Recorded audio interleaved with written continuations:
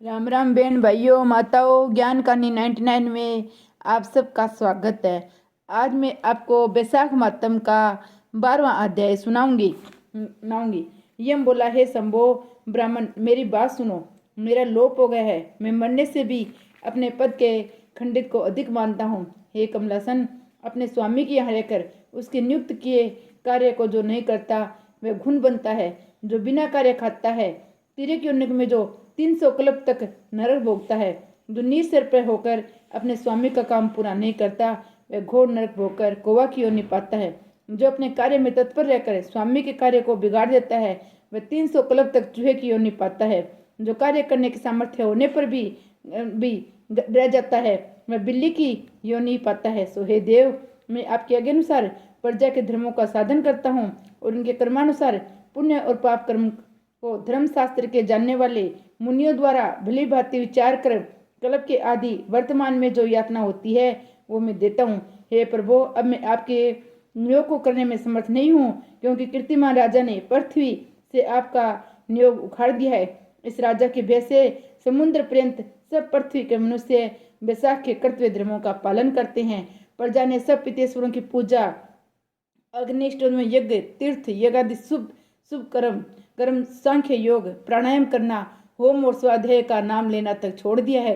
अनेक प्रकार के पाप करने भी उनके वंश के, माता के वंश व ससुर तक के वंश के 26 पीढ़ियों तक के पितेश्वर सब पापों से मुक्त होकर दिव्य देह धारण कर मेरा मार्ग छोड़ विष्णु लोक में हरि भगवान के पास चले जाते हैं। अतः इस काम पर मुझको रखने की आवश्यकता नहीं है। ये आपका दिया हुआ दंड और पट आपके चरणों में रखा हूँ। हे ब्राह्मण, जो अनेक तीर्थ थे, स्नान से, दान, तप, व्रत करने से, अनेक प्रकार के धर्माचरण करने से, प्रयास से, पतन होने से, रण में मरने से, यज्ञ आदि करने से देवगति नहीं मिलती है, जो मेष की संक्रांति में प्रातः काल स्नान कर भगवान का पूजन कर कथा श्रवण करे, बैसाख महात्म्य सुने, यथोचित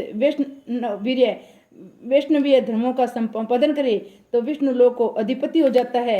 राजा की आज्ञा से बैसाख के कर्मों को कर सभी मनुष्य वैकुंठ को चले जाते हैं। ये राजा मेरा था आपका परम शत्रु है। हे जगतपते, इस राजा का निग्रह करना उचित है। यदि हम उसकी उपेक्षा कर देंगे तो केवल विष्णु भगवान के चरणों का आश्रय लेकर वह राजा इस संपूर्ण लोक को वैकुंठ में ले जाएगा, इसमें संदेह नहीं। इस कीर्तिमान राजा ने मेरी लिपि दूर कर दी है, ऐसा किसी क्षत्रिय ने आज तक नहीं किया। हे प्रभु, पट मार्जन की बात तो पुराणों में भी नहीं सुनी। उस राजा के सिवाय भगवान में तत्पर ऐसा राजा कोई नहीं हुआ जिससे पट मार्जन की घोषणा कर दी और यमलोक में आने का मार्ग रोक दिया। श्री विष्णु भगवान ने की जय। 13वां अध्याय। ब्रह्मा जी कहने लगे कि हे यम, इसमें क्या आश्चर्य की बात है? क्यों दुखी होते हो? सद्गुणों से ईर्ष्या करना मरणातंक होता है। उसके उच्चारण मात्र से ही परम पद की प्राप्ति होती है। फिर राजा के शासन से विष्णु लोक को क्यों न जाए? जिनकी जीवा पर हरि ये 2 अक्षर विराजमान है और जो विष्णु भगवान को प्रणाम करते हैं, स्मरण करते हैं, उनके गुणानुवाद गान करते हैं, उनको असमय यज्ञों के समान फल मिलता है। संपूर्ण पाप दूर हो जाते हैं। भगवान प्रसन्न होने से विष्णु लोक प्राप्त कर सायुज्यता प्राप्त करते हैं। ये करने वाले कुरुक्षेत्र सरस्वती में स्नान करने वालों को तो फिर से जन्म लेना पड़ता है, परंतु बैसाख मास में जो माधव भगवान के धर्मों का पालन करता है उन पर विष्णु भगवान प्रसन्न होकर सदा उसकी सहायता करते हैं। हे सोरे, उस राजा का प्रभाव मेरे वश में नहीं है, क्योंकि वासुदेव भगवान के भक्तों का अशुभ कहीं नहीं होता। उसको जन्म, मृत्यु, जरा, व्याधि आदि भय नहीं व्यापते। स्वामी के नियुक्त कार्य करने पर देहधारियों को कुछ अपराध नहीं होता है। हे यम, जब तू इस कार्य के करने में असमर्थ है तो तेरा क्या दोष? तू शोक मत कर। ब्रह्मा जी के ऐसा कहने पर यम बहुत दुखी हो दीनवाणी से कहने लगा, हे तात, अब मुझे अपने काम पर जाने की इच्छा नहीं है। इस महावीर्यवान राजा को जब मैं अपने धर्म से चलायमान कर दूंगा तब करते करते होऊंगा। हे कृपालु, आप मेरे इस कार्य को सिद्ध करा दीजिए, तब मैं फिर शासन करूंगा। यह बात सुन ब्रह्मा जी यम से बोले कि इस विष्णु धर्म प्रायण राजा का निग्रह तू नहीं कर सकता। फिर ब्रह्मा जी यम को साथ ले क्षीर सागर में विष्णु भगवान के पास गए और सांख्य योग द्वारा स्तुति करने लगे। तब विष्णु भगवान प्रकट हुए तो यम और ब्रह्मा ने प्रणाम किया। तत्पश्चात विष्णु भगवान ने आने का कारण पूछा। ब्रह्मा जी बोले, हे श्रेष्ठ, आपके दास राजा के शासन में सब मनुष्य बैसाख धर्मों को करके विष्णु पद को प्राप्त करते चले जा रहे हैं। इसका नियम पूरी शून्य हो गई है। इससे अत्यंत दुखी होकर ये यम राजा से युद्ध करने गया और उसको मारने का दंड उठाया। तब आपके चक्कर ने इसे परास्त कर दिया, तो ये दुखी हो मेरे पास आया। हम आपके महारात्मा भक्तों को दंड देने में सामर्थ्य नहीं रखते हैं, अतः हे महाविभो, हम आपकी शरण में आए हैं। इसलिए हे प्रभु, उस राजा को दंड देकर आप अपने यम की रक्षा करिए। ब्रह्मा के ये वाक्य सुनकर विष्णु भगवान हंसे और ब्रह्मा जी व यम से बोले, मैं लक्ष्मी तथा प्राण और देह से वस्त्र और कौस्तुभ मणि तथा विजंती माला, श्वेत दीप, बैकुंठ, क्षीर सागर, शेष और गरुड़ का त्याग कर सकता हूँ, परंतु ऐसे भक्तों को कदापि नहीं त्याग सकता जिन्होंने मेरे लिए संपूर्ण भोग त्याग दिए, प्राण छोड़ दिए, मुझ में ही अपनी आत्मा को लगा दिया, उन्हें मैं कैसे छोड़ दूं। अतः वे यम, मैं तेरे दुख को दूर करने का उपाय बताता हूँ। उस राजा को मैंने 10 सहस्त्र वर्ष की आयु दी है, उसमें 8 सहस्त्र बीत चुके हैं। अब 2 सहस्त्र वर्ष की आयु भोकर वह मेरे सायुज भक्ति को प्राप्त हो जाएगा।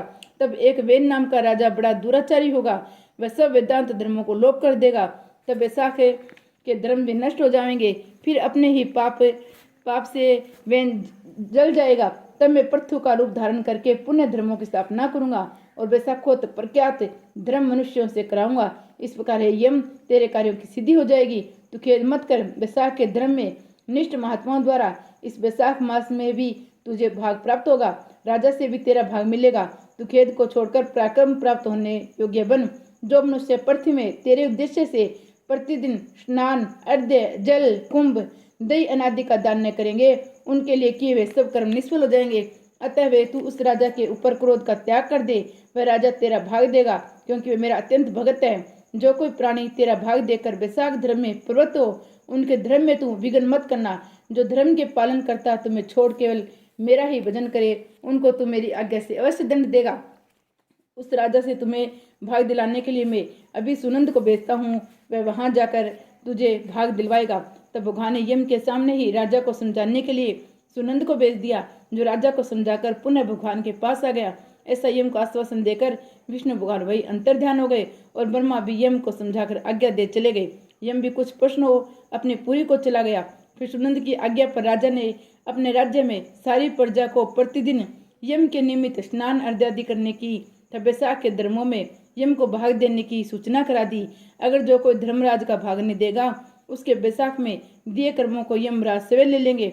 वैशाख की पूर्णमासी के दिन पहले धर्मराज के लिए जल का घड़ा, दही, अन्न दान करना चाहिए। फिर पितेश्वरों के निमित्त, गुरु के निमित्त, पीछे जनार्दन मधुसूदन भगवान के निमित्त उनकी प्रतिमा बनवाकर धर्म के चलाने वाले गरीब ब्राह्मण को शीतल जल, दही, अन्न, तांबुल, दक्षिणा और फल कांसे के पत्र में रख अर्पण करने चाहिए और राजा स्वयं भी ऐसा ही करने लगा। तत्पश्चात राजा अपनी शेष आयु की पूरी कर यथेष्ट भोग पुत्र पौत्रादि समेत वैकुंठ को चला गया। फिर वेद नाम का एक नीच राजा हुआ, उसने सब धर्म तथा वैशाख धर्मों का लोप कर दिया, अतः सब प्राणी धर्मों को करना भूल गए। इसी कारण वैशाखोत धर्म बहुत प्रसिद्ध नहीं रहा। विष्णु भगवान के कोई विरले ही भगत इन धर्मों को जानते हैं। विष्णु भगवान की जय। वैशाख मास के अंदर धर्मराज के नाम से दूध, दही, घड़ा, पानी का अन्न जरूर दान अर्पण करे। श्री धर्मराज जी की जय।